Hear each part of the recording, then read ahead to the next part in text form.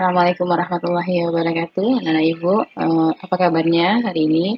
Semoga dalam keadaan sehat walafiat. Kemarin kita udah membahas mengenai kedatangan bangsa Jepang ke Indonesia, kemudian sambutan bangsa Jepang oleh rakyat Indonesia, kemudian pembentukan pemerintahan sipil dan juga pembentukan pemerintahan militer. Nah, sekarang kita masuk ke materi kita selanjutnya mengenai organisasi pergerakan massa pendudukan Jepang di Indonesia. Nah, kalau kita berbicara mengenai organisasi, tentu kita tidaklah asing lagi, karena biasa kita juga mengenal organisasi pada masa pendudukan Belanda. Nah, pada masa pendudukan Belanda yang kita kenal organisasinya seperti Budi Utomo, kemudian dan juga organisasi-organisasi yang lainnya. Nah, sekarang kita akan masuk organisasi pergerakan pada masa pendudukan Jepang. Nah, untuk pada materi ini, Ibu harap kalian bisa ya mencapai tujuan pembelajaran kita, yaitu dengan tujuan kalian bisa atau mampu mengevaluasi perkembangan organisasi pergerakan Jepang di Indonesia.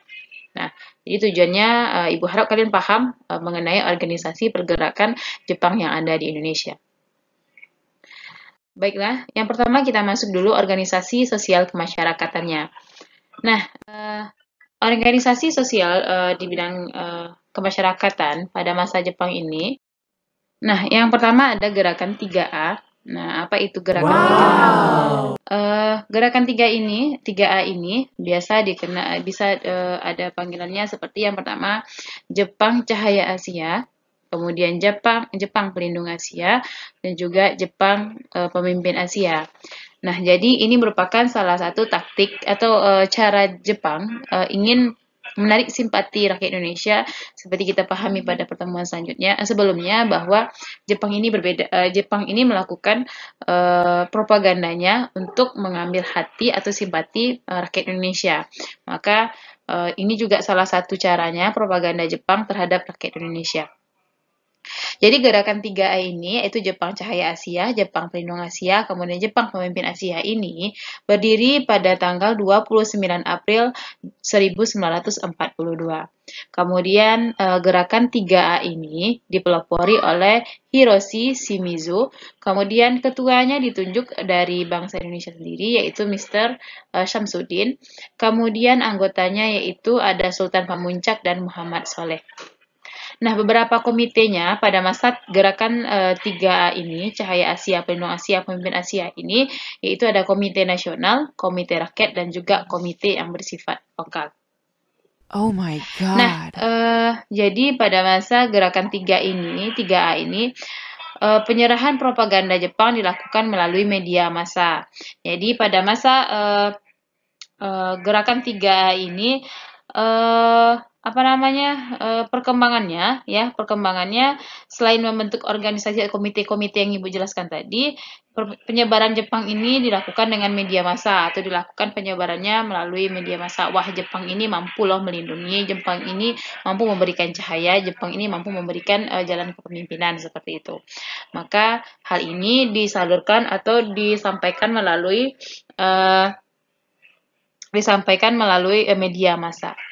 Nah, kita lanjut. Nah, jadi 3A ini tidak berlangsung lama, ya, hanya sampai beberapa bulan saja. Ketika didirikan bulan April, maka berakhirnya yaitu pada bulan Desember 1942. Nah, apa sih penyebabnya? Gerakan 3A ini hanya sebentar saja, karena kurang mendapat simpatisan atau kurang mendapat dukungan oleh rakyat Indonesia, seperti itu. Jadi kurang nampak lah gitu perubahan yang diberikan oleh gerakan 3A ini, seperti itu. Nah, kita lanjut ke organisasi selanjutnya. Nah, yang kedua ada namanya organisasinya Putra. Nah, Putra, ya, Pusat Tenaga Rakyat Indonesia. Nah, jika kita melihat gambar di sini, ya, ini ada 4 orang tokoh. Yang pertama itu ada Insinyur Soekarno, kemudian Ki Hajar Dewantara, Muhammad Hatta, dan juga Ki Mas Mansur. Nah, mereka berempat ini dikenal sebagai 4 serangkai. Apa sih peran mereka, 4 serangkai ini? Apa kaitannya dengan Putra? Jadi, Sebelumnya didirikan putra ini pada tanggal 16 April 1943, didirikan oleh 4 serangkai. Jadi pendirinya ini, Jepang ini memberikan wadah, sementara yang mendirikan putra ini adalah bangsa Indonesia, yaitu 4 serangkai. Nah, tujuan untuk dari putra ini adalah untuk menghidupkan kembali segala sesuatu yang telah dihancurkan oleh Belanda. Nah, seperti pada masa sebelum Jepang menjajah kita, yang menjajah kita itu adalah bangsa Belanda. Jadi kewajiban putra terhadap Jepang adalah, jadi ketika kita diberikan wadah, diberikan apa namanya ini, eh, cara untuk membentuk organisasi, maka kita juga memiliki kewajiban terhadap bangsa Jepang. Nah, apa itu? Yang pertama, memimpin rakyat untuk bersama-sama menghapus pengaruh Amerika, Inggris, dan Belanda. Nah, kenapa rakyat bersama-sama menghapus pengaruh Amerika, Inggris, dan Belanda? Seperti yang kita bahas kemarin, baik itu Ibu bahas di tatap muka ya, ataupun di slide sebelumnya, bahwa Amerika Serikat, ya Amerika, Inggris, dan Belanda ini merupakan musuh terberat oleh bangsa Jepang.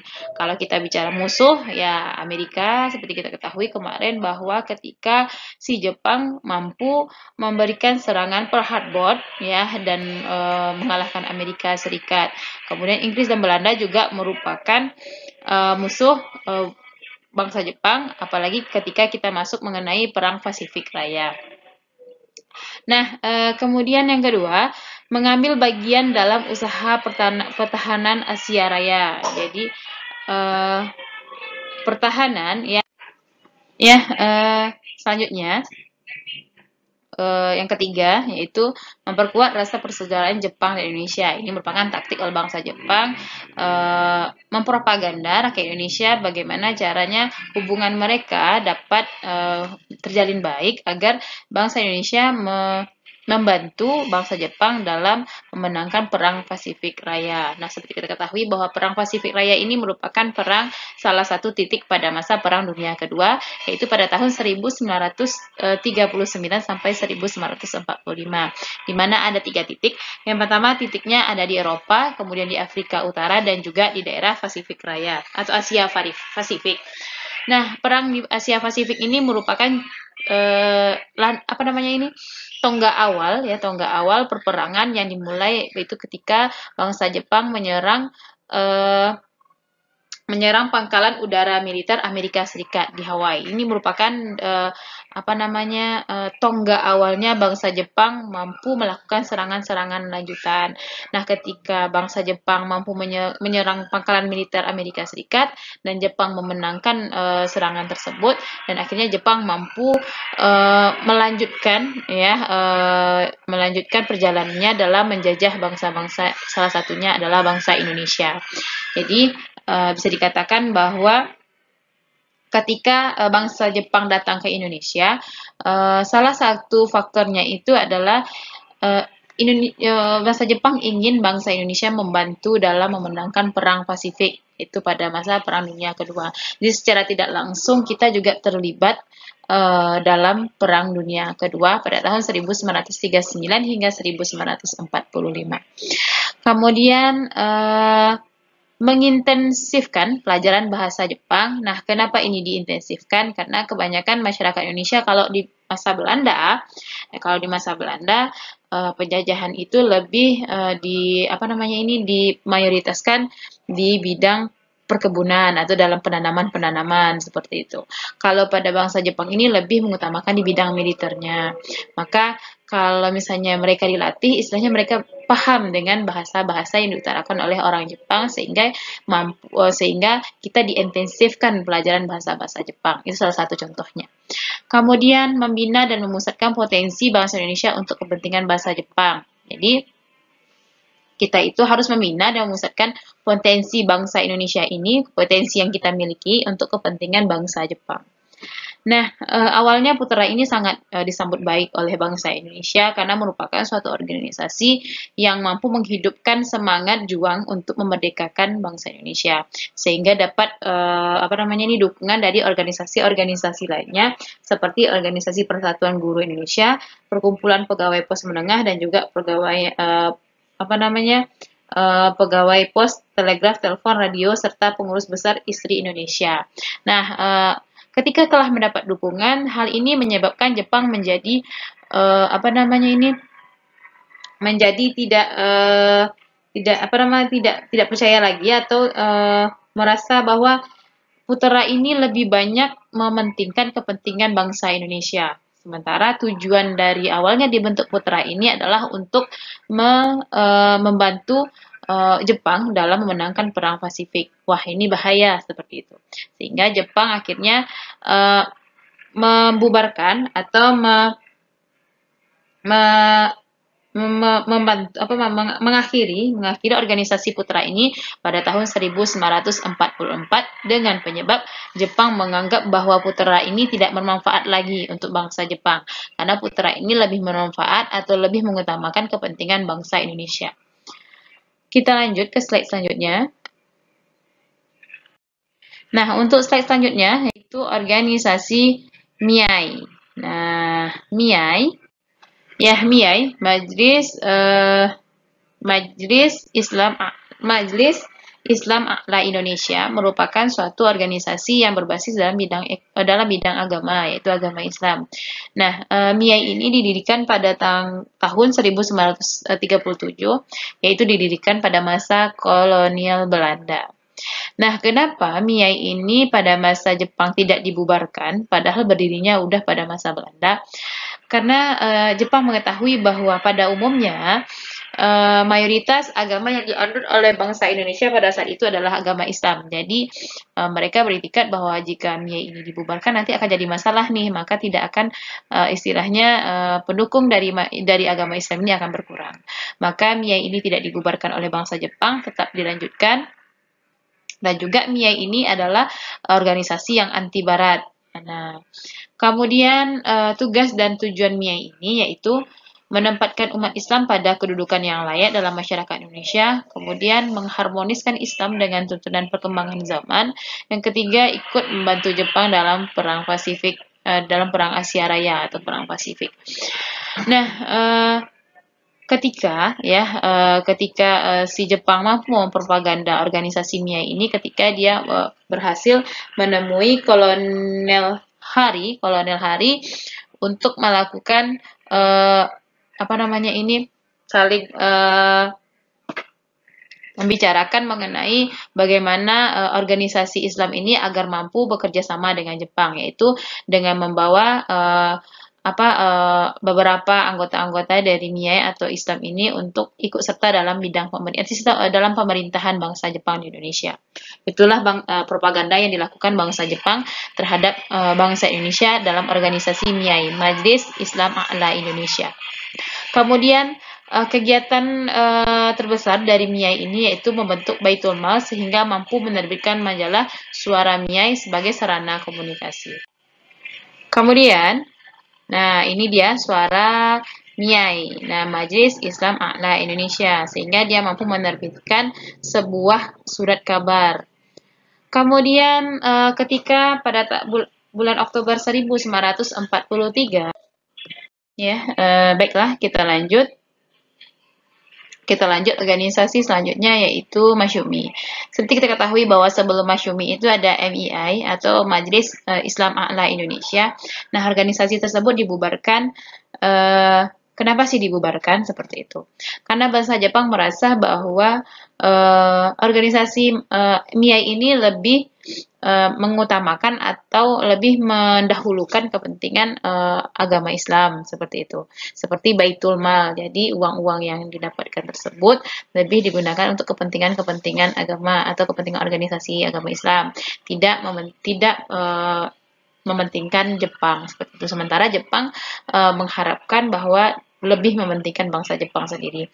Dan juga ketika MIAI juga telah mampu membuat surat kabar sendiri yaitu suara yang ada di slide sebelumnya.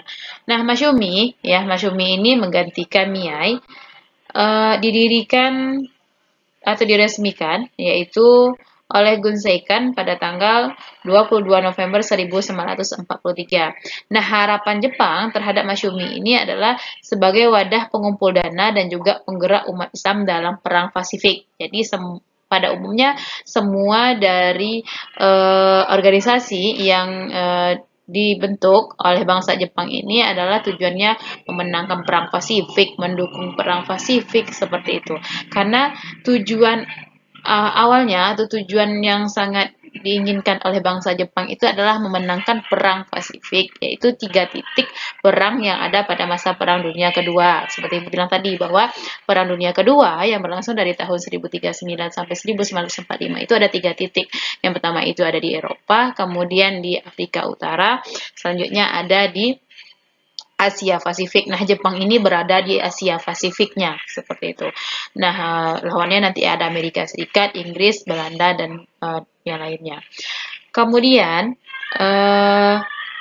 Masyumi ini terbagi atas 2. Yang pertama itu ada Muhammadiyah. Nah, Muhammadiyah ini perwakilnya itu Ki Mas Mansur atau Ki Haji dan juga Ki Haji Farid Ma'ruf, Ki Haji Mukti Kartosodarmono. Kemudian NU. Nah, NU ini perwakilannya ada Ki Haji Nakrowi, Zainul Arifin, Ki Haji Wahid Hashim, dan juga Ki Haji Mukhtar. Nah,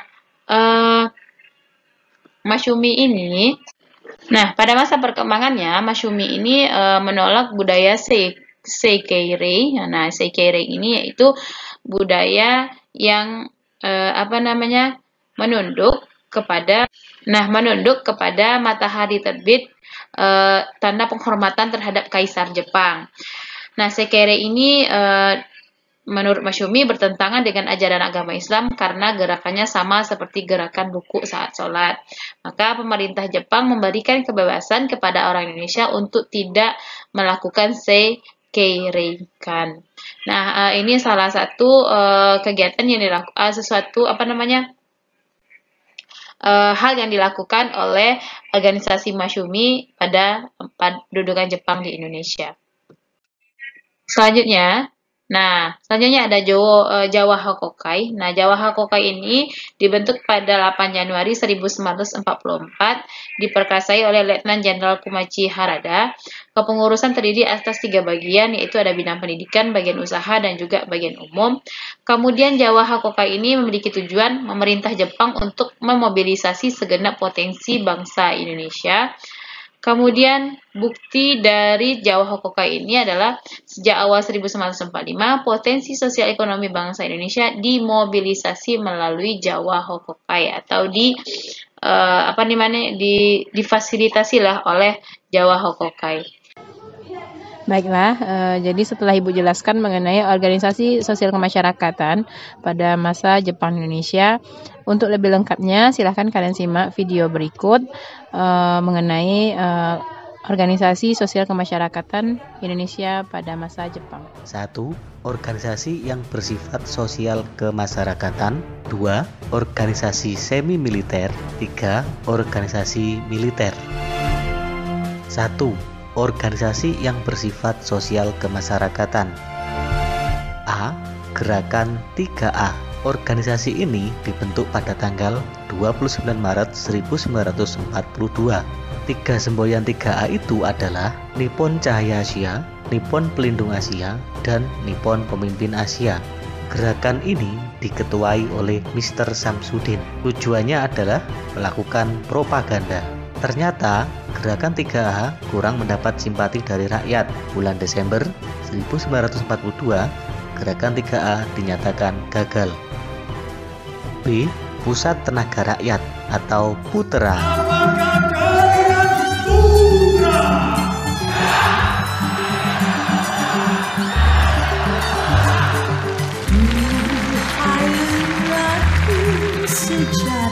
Sebelum membentuk PUTERA, Jepang membentuk Pemuda Asia Raya di bawah pimpinan Soekarjo Wiryo Pranoto, namun gagal. Kemudian pada tanggal 16 April 1943 dibentuk Pusat Tenaga Rakyat atau PUTERA yang diketuai oleh 4 serangkai, yaitu Soekarno, Hatta, Kiai Haji Mas Mansur, dan Ki Hajar Dewantara.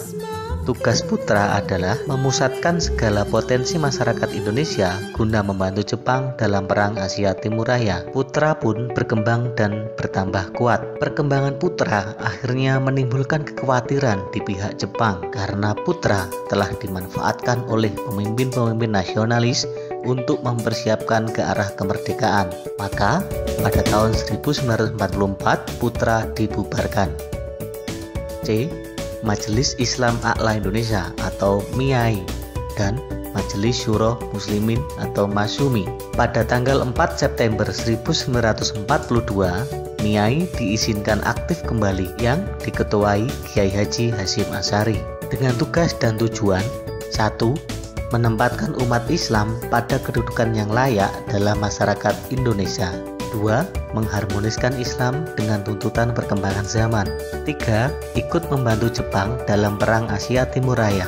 Namun arah perkembangan MIAI dipahami Jepang tidak memberi kontribusi terhadapnya, sehingga pada November 1943 MIAI dibubarkan. Sebagai penggantinya, Jepang membentuk Masyumi di Jawa Hokokai atau Himpunan Kebaktian Jawa, dibentuk oleh Jenderal Kumaikichi Harada. Pimpinan pusat dipegang oleh Gun Saikan, sedangkan penasehatnya adalah Insinyur Soekarno dan Hasyim Asy'ari. Adapun program-program kegiatan Jawa Hokokai adalah sebagai berikut: 1. Melaksanakan segala tindakan dengan nyata dan ikhlas demi pemerintahan Jepang.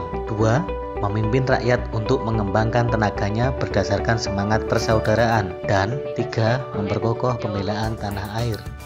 Organisasi Jawa Nah, Hokokai. itu dia di bidang sosial kemasyarakatan. Ada yang pertama tadi ada organisasi 3A, kemudian Putra, selanjutnya ada MIAI, Masyumi, dan juga Jawa Hokokai. Jadi untuk organisasi di bidang sosial kemasyarakatan itu saja. Kita lanjut ke organisasi selanjutnya, yaitu organisasi semi militer. Untuk organisasi semi militer, nah ada beberapa. Nah, yang pertama itu ada Seinendan. Nah, jadi organisasi yang pertama ada Seinendan. Jadi kita jika kembali sebelumnya bahwa selain organisasi yang bidang sosial kemasyarakatan, bangsa Jepang juga melatih putra-putri, melatih para pemuda bangsa Indonesia untuk pandai dalam bidang militer. Nah, hal ini dilakukan untuk menarik simpati yang pertama, kemudian untuk dilatih juga pemuda ini. Kalau sudah dilatih, nanti mereka akan menggunakan para pemuda kita untuk memenangkan perang Pasifik. Nah, yang pertama itu ada organisasinya Seinendan, kemudian ada Keibondan, ada Barisan Pelopor, ada Hizbullah, kemudian Fujinkai, ada Gaku Kotai. Nah, untuk beberapa organisasi ini di bidang militer ini, Ibu akan membahas melalui video. Silahkan disimak videonya, kemudian kalian salin poin-poin pentingnya mengenai organisasi-organisasi ini. Jawa. 2. Organisasi semi militer. Yang selanjutnya A.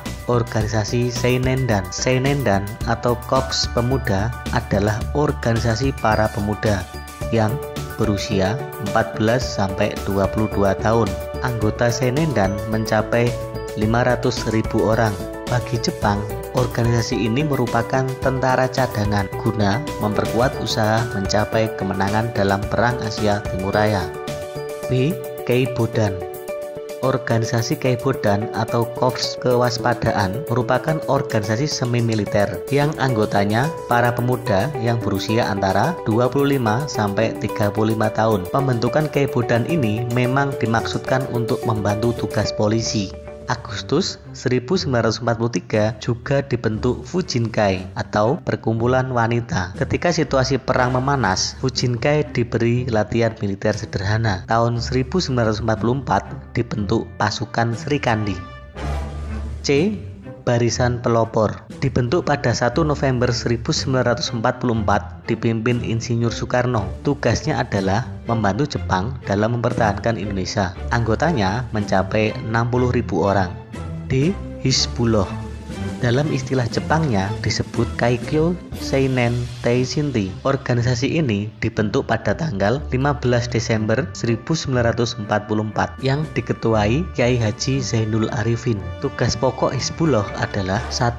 Sebagai tentara cadangan dengan tugas melatih diri jasmani maupun rohani dengan segiat-giatnya, membantu tentara Dai Nippon menjaga bahaya udara dan mengintai mata-mata musuh, dan menggiatkan dan menguatkan usaha-usaha untuk kepentingan Jepang. 2. Sebagai pemuda Islam dengan tugas menyiarkan agama Islam, memimpin umat Islam agar taat menjalankan agama dan membela agama dan umat Islam Indonesia.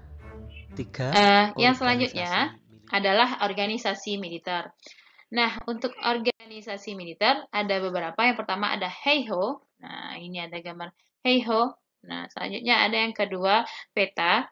Nah, untuk dua organisasi ini juga Ibu akan bahas di video. Silahkan kalian simak videonya, kalian dengarkan kapan berdirinya dan bagaimana organisasinya, bagaimana jalannya, pelatihan-pelatihan dari dua organisasi militer ini. Silahkan disimak dan umat videonya. Islam Indonesia. 3. Organisasi militer.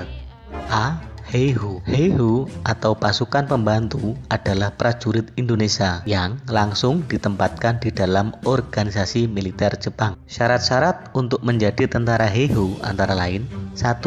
Umur 18 sampai 25 tahun. 2. Berbadan sehat. 3. Berkelakuan baik. Dan 4. Berpendidikan minimal sekolah dasar. Tujuan pembentukan Heiho adalah membantu tentara Jepang. Jumlah anggota Heiho mencapai sekitar 42.000 orang.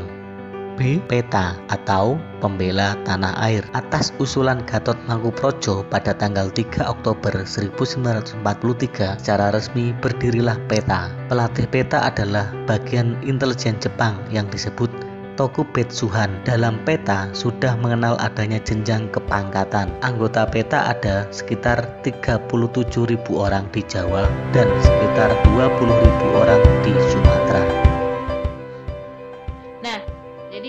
Ketika kita udah bahas mengenai organisasi pada masa pendudukan Jepang, ada organisasi sosial kemasyarakatan tadi, ada 3A, 3A ya, Pelindung Asia, Cahaya Asia, kemudian Pemimpin Asia.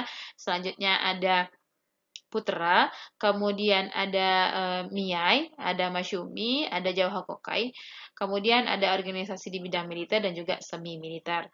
Jadi dari beberapa organisasi yang telah Ibu jelaskan tadi, perlu diketahui bahwa kebijakan Jepang terhadap Indonesia itu pada prinsipnya diprioritaskan pada dua hal, yaitu yang pertama menghapus pengaruh bangsa Barat di kalangan rakyat Indonesia seperti bangsa Belanda, bangsa Inggris, bangsa Prancis ataupun Portugis, kemudian memobilisasi rakyat Indonesia demi kemenangan Jepang dalam Perang Pasifik Asia Timur Raya. Dimobilisasi, dilatih kita, difasilitaskan kita agar kita mampu dan siap untuk membantu Jepang dalam Perang Asia Timur Raya atau Perang Pasifik. Jadi ini dua hal prinsip yang dimiliki oleh bangsa Jepang datang ke Indonesia. Ibu ucapkan terima kasih. Assalamualaikum warahmatullahi wabarakatuh. Thank you.